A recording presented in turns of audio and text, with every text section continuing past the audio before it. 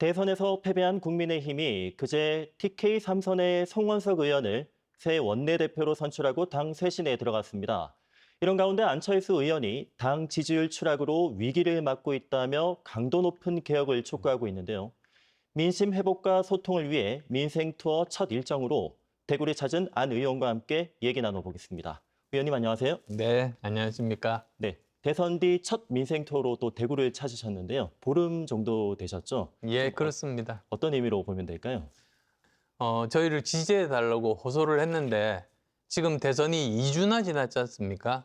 감사의 표시라든지 또는 실망을 드려서 죄송하다는 그런 말씀, 그리고 또 나름대로 앞으로의 당이 어떻게 됐으면 좋겠다는 개혁 방안에 대한 경청, 이런 것들이 없었습니다. 네. 그래서 저도 전임 선대위원장의 한 사람이니까 저라도 나서야겠다 싶어서 이렇게 경청을 하는 이런 민심 투어에 나서게 됐습니다. 네, 이재명 정부가 출범했습니다. 정권 초기 행보는 좀 어떻게 보십니까?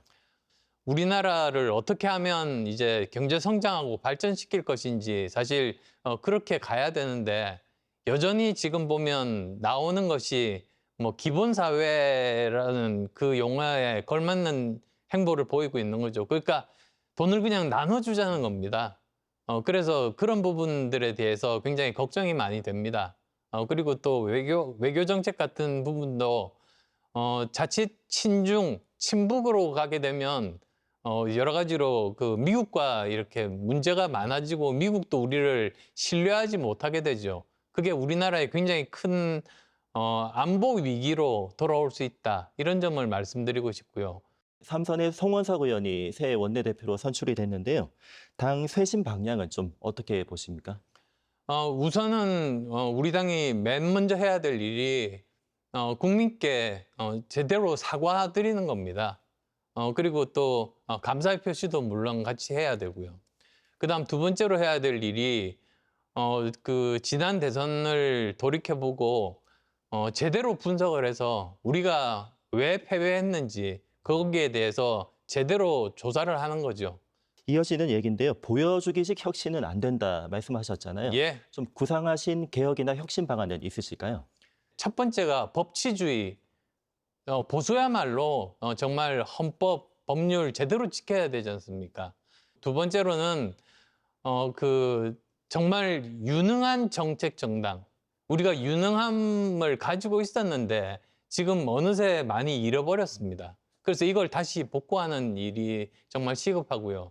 근데 그중에서 보면 그 헌법재판소에서 대통령 탄핵에 대해서 만장일치 인용 판결이 나왔지 않습니까? 헌법재판소의 판결을 받아들이지 못하겠다는 분들이 대선 후보 경선에 나오셨어요. 저는 그것도 중요한 패인 중에 하나라고 보고 있습니다. 네.